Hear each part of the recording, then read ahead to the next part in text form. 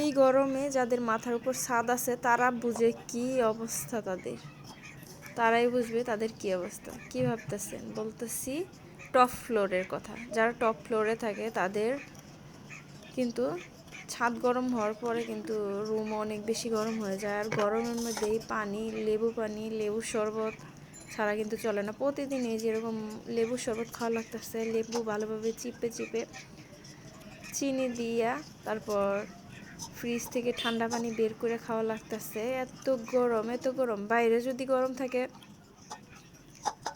নিচতলায় যদি গরম থাকে 38 ডিগ্রি সেলসিয়াস, টপ ফ্লোরে মানে ছাদের ফ্লোরে থাকে হচ্ছে 44 ডিগ্রি সেলসিয়াস। এই তাপমাত্রার মধ্যে কী করবো? পানি আর পানি, পানি আর পানি, পানি আর পানি, পানি খাইতে হয়, বেশি বেশি পানি খাইতে হয়।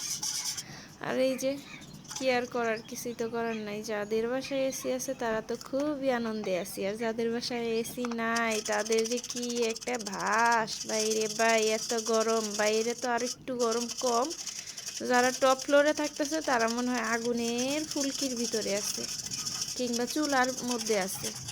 চুলায় যেরকম হিট আগুনের, এরকম হিট মনে হয় টপ ফ্লোরে। দিনের বেলা তো টিকায় যায় না, রাত্রেবেলা ছাদ ঠান্ডা হইতে হইতে তারপরও ঘুমানো যায় না, অনেক সমস্যা হয়ে যায়। তো কথা বলতে বলতে এদিক দিয়ে লেবুর শরবতটা বানায় ডব ডব করে খেয়ে ফেললাম। এইটা কিন্তু আমি একদিনই খাচ্ছি।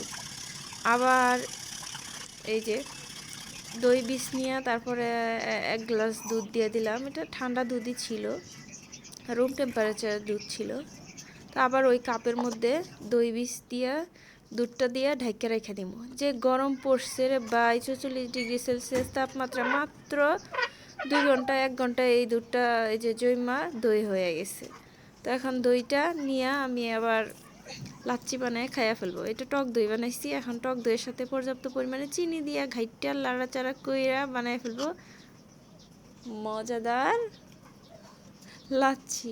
আর এই যে আমি একটু হাত দিয়ে দেখতেছি, ফ্রিজে রাখলে এই দইটা আরও বেশি সুন্দর হইতো। আর দই বীজ যেরকম, দইটাও কিন্তু সেরকমই হবে। আমার দই বীজটা তেমন বেশি ভালো ছিল না, এই জন্য এই যেরকম পানি পানি হয়েছে।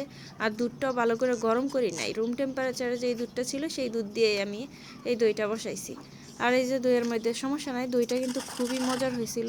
পাতলা হইলেও সমস্যা নাই, দুধ বেশি করে ঘন করলে কিন্তু দইটা আরও বেশি ক্রিমি হইতো, ঘন হইতো। তারপর অনেক বেশি ক্রিমি ঘন হয়েছে দইটা। আর এই যে আমি পর্যাপ্ত পরিমাণে চিনি দিয়ে ভালোভাবে নাড়াচাড়া করে নিচ্ছি। অফ ক্যামেরায় এখানে সামান্য একটু লবণও দিয়ে নিচ্ছি। যে কোনো শরবতের মধ্যে একটু লবণ দিলে কিন্তু টেস্ট আরও বেশি বেড়ে যায়।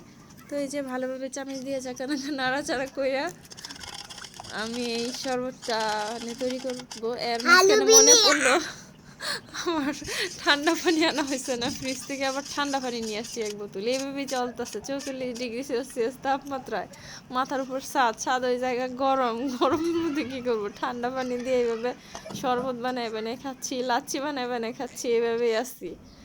আর এই যে সবাই, সবার জন্য একটু দোয়া করেন।